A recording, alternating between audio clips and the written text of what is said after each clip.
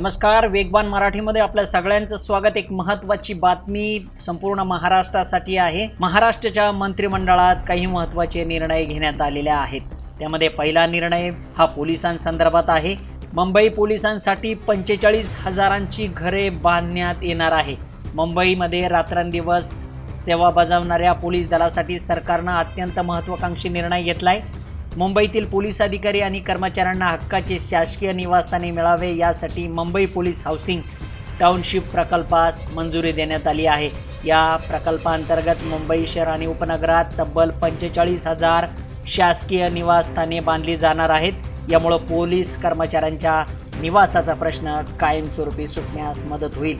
युवकांसाठी परदेशात रोजगाराची संधी यासाठी एक महत्त्वाचा निर्णय घेण्यात आलेला आहे। कौशल्य व रोजगार विभागामार्फत हा निर्णय घेण्यात आलेला आहे। महाराष्ट्रातील तरुण आता जागतिक स्तरावर चमकणार आहेत। राज्यातील कुशल युवकांना परदेशातील रोजगारांच्या संधी मिळवून देण्यासाठी महाराष्ट्र व्यापक आंतरराष्ट्रीय गतिशील आणि क्षमता संस्था म्हणजे महिमा संस्था स्थापन करण्याचा निर्णय सरकारने घेतला। ही संस्था प्रशिक्षित युवकांना जगभरातील विविध कंपन्यांशी जोडण्यासाठी समन्वय साधेल, ज्यामुळे आंतरराष्ट्रीय स्तरावर महाराष्ट्राचा टॅलेंट पोहोचणार आहे। तिसरा निर्णय घेण्यात आला आहे पुणे पिंपरी चिंचवडसाठी जवळजवळ 1000 ई बसचं जाळं जे आहे ते पुणे आणि पिंपरी चिंचवड परिसरामध्ये विणलं जाणार आहे।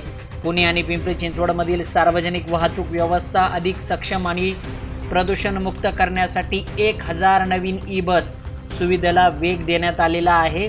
PM ई-ड्राईव्ह योजनेअंतर्गत या बससाठी निधी वळता करण्याचं डायरेक्ट डेबिट मॅन्डेट या थेट प्रणालीस मान्यता दिली आहे। यामुळे पेमेंट प्रक्रियेत सुसूत्रता येईल आणि प्रवाशांना दर्जेदार सेवा मिळेल। अर्थ व सांख्यिकी आयुक्तालयामार्फत एक निर्णय घेण्यात आले आहे। राज्याच्या नियोजनाला अधिक शास्त्रीय आणि तांत्रिक आधार देण्यासाठी अर्थ व सांख्यिकी संचालनालयाचा रूपांतर आता अर्थ व सांख्यिकी आयुक्तालयात करण्यात आलंय। या नवीन आयुक्तालयांसाठी 1901 पदाच्या आकृतिबंधास मंजुरी देण्यात आली आहे। यामुळे जिल्हा नियोजन समिती आणि विविध विकास कार्यक्रमांची अंमलबजावणी अधिक प्रभावीपणे आणि अचूक आकडेवारीच्या आधारे करणे सोपे होईल। अटल सेतू पथकर सवलत आणि रेल्वे विकास नगर विभागाचा हा महत्त्वाचा निर्णय आहे। मंत्रिमंडळासाठी वाहनधारकांसाठी मोठा दिलासा देत शिवडी नानवा शेवा अटल सेतूच्या पथकरात म्हणजे टोलमध्ये आणखी 1 वर्षभर सवलत देण्याचा निर्णय घेण्यात आलाय।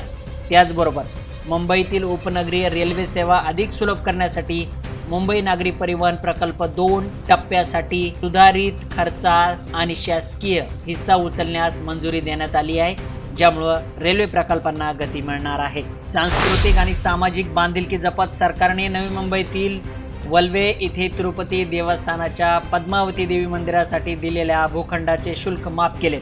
तसेच अण्णासाहेब पाटील आर्थिक मागास विकास मंडळाला पनवेल येथे स्वतःच्या मुख्यालयासाठी भूखंड देण्यास मान्यता देण्यात आलेली आहे। यामुळे महामंडळाला आपले काम अधिक विस्ताराने करता येईल। यवतमाळसाठी सिंचनासाठी 47 ते 75 कोटींचं बजेट जे आहे ते मंजूर करण्यात आलेलं आहे। विदर्भातील सिंचनाचा प्रश्न सोडवण्यासाठी यवतमाळ जिल्ह्यातील बेंबळा नदी प्रकल्पासाठी 47 ते 75 कोटी रुपयांच्या सुधारित खर्चास मंत्रिमंडळाने मान्यता दिली। या निर्णयामुळे यवतमाळमधील 5 तालुक्यातील 52,423 हेक्टर क्षेत्र सिंचनाखाली येणार आहे। तसेच अमरावती जिल्ह्यातील धमक पुनर्वसनाचा प्रश्नही निकाली काढण्यात येणार आहे, ज्यामुळे शेतकऱ्यांना मोठा आधार मिळणार आहे। एक शेवटचा जो निर्णय आहे तो निर्णय शेतकऱ्यांसंदर्भात घेण्यात आलेला आहे, तो म्हणजे ठाणे जिल्ह्यातील भाजीपाला निर्यात मल्टी मॉडेल हब। शेतकऱ्यांचा माल थेट प्रदेशात पाठवण्यासाठी ठाणे जिल्ह्यातील भिवंडी तालुक्यातील पापगाव येथे मल्टी मॉडेल हब व टर्मिनल मार्केट उभारलं जाणार आहे।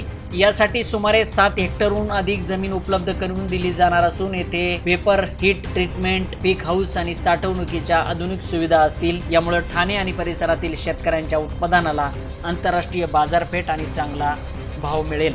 हे होते मंत्रिमंडळाचे महत्त्वाचे निर्णय। आपल्याला जर असे महत्त्वाचे निर्णय हवे असतील तर वेगवान मराठीला सबस्क्राईब आणि व्हिडिओला लाईक करा। अपडेट राहा, सतर्क राहा।